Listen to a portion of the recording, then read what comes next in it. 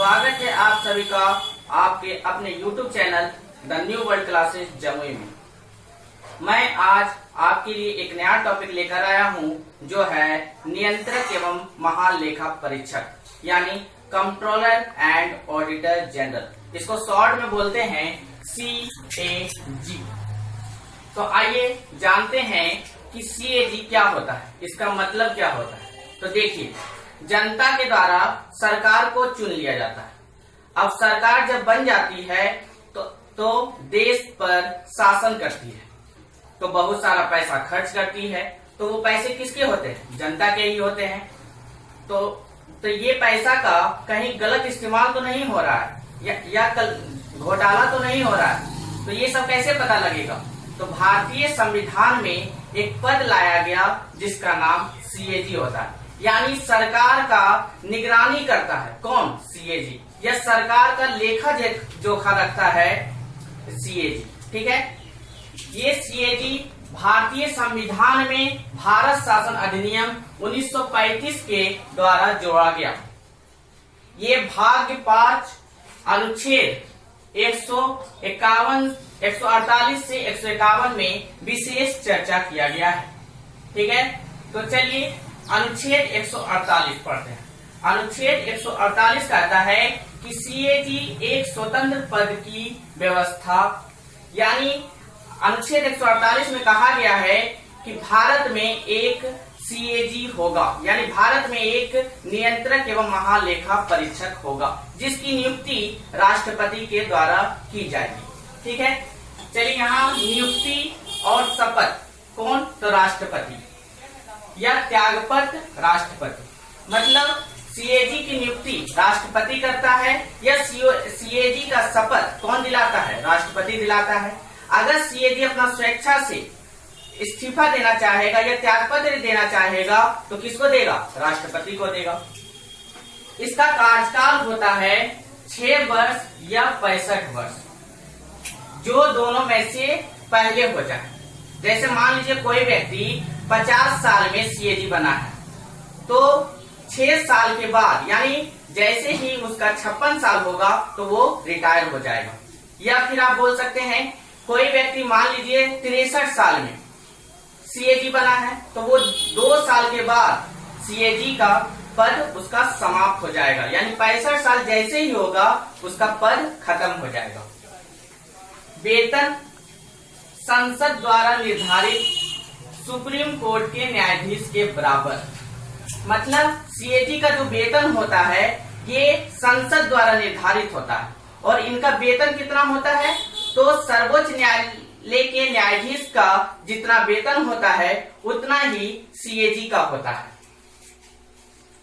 संचित निधि पर भारित, और इनको वेतन भारत के संचित निधि से मिलता है। कहां से मिलता है? भारत के संचित निधि से मिलता है। ठीक है, चलिए आगे समझते हैं। हटाना, संसद सुप्रीम कोर्ट के न्यायाधीश की तरफ।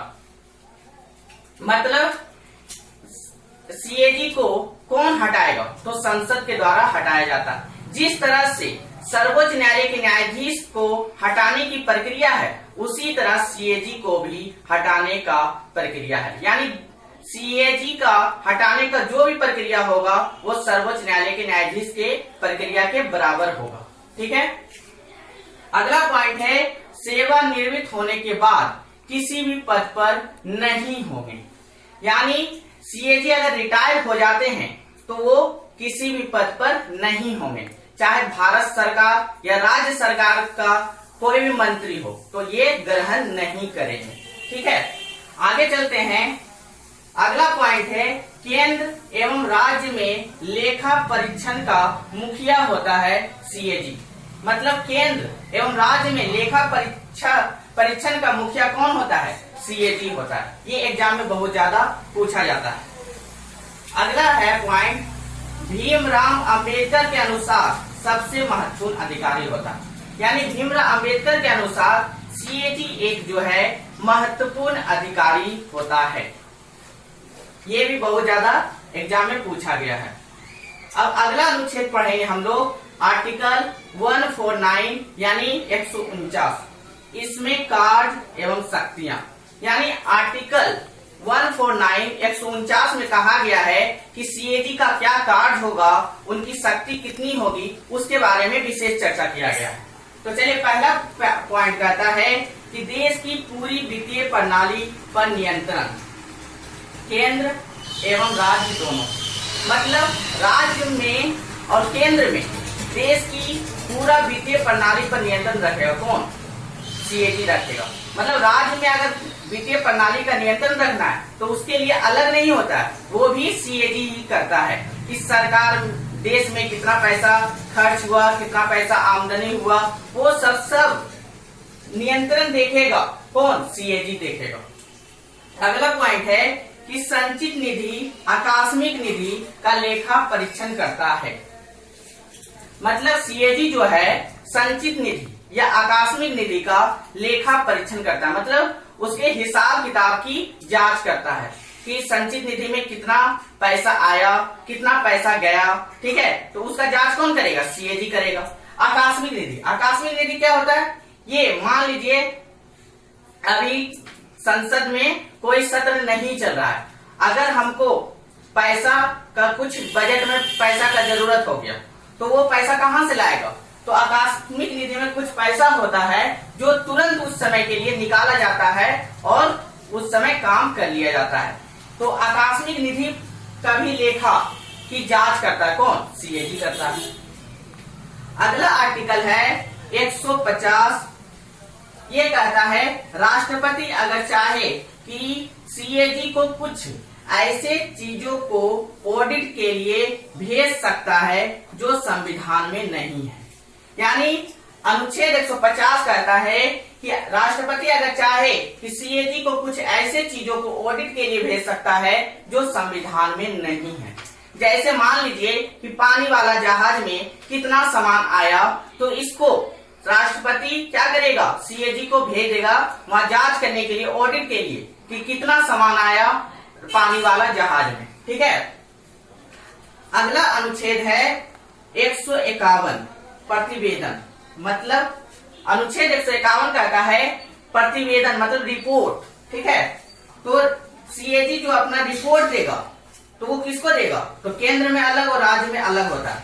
तो केंद्र में देगा राष्ट्रपति को, फिर संसद लोक लेखा समिति, राज्य में राज्यपाल, विधानमंडल, लोक लेखा समिति फिर जांच करेगा। मतलब समझिए कि सीएजी अपना रिपोर्ट केंद्र में राष्ट्रपति को देगा और राष्ट्रपति फिर संसद को प्रस्तुत करेगा, संसद तुरंत फिर कर देगा लोक लेखा समिति को, और लोक लेखा समिति फिर जांच करेगा कि सीएजी जो ये रिपोर्ट दिया है सही है या गलत। अब समझिए लोक लेखा समिति क्या होता है? लोक लेखा समिति होता है, इसका जो अध्यक्ष होता है ये विपक्ष दल के कोई सदस्य होते हैं, ठीक है। और राज्य में राज्यपाल, फिर विधानमंडल, फिर लोक लेखा समिति जांच करेगा। अगला पॉइंट है सीएजी का मित्र, गाइड, मार्गदर्शन, लोक लेखा समिति। मतलब सीएजी का मित्र कौन होता है?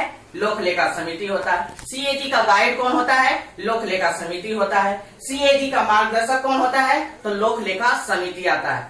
3 सवाल ये बहुत ज्यादा पूछा जाता है, ये जो 3 सवाल है बहुत ज्यादा पूछा जाता है, ठीक है। अगला पॉइंट है प्रथम सीएजी कौन था? तो भी नरहरि राव। कौन था? भी नरहरि राव, ठीक है। और वर्तमान में कौन है अभी? तो वर्तमान में है गिरीश चंद्र मुर्मू, जो 14th नंबर के हैं, 14वां नंबर के हैं, और ये कब ज्वाइन हुए हैं? 2020 में ज्वाइन किए हैं। अभी कौन है वर्तमान में? गिरीश चंद्र मुर्मू। आई होप यह वीडियो आपको अच्छा लगा होगा, तो यह वीडियो को लाइक करिएगा, ज्यादा से ज्यादा शेयर करिएगा। अगर अभी तक हमारे चैनल पर नए हैं तो चैनल को सब्सक्राइब करना बिल्कुल ना भूलें। तो मिलते हैं अगले वीडियो में, आज के लिए इतना ही, धन्यवाद।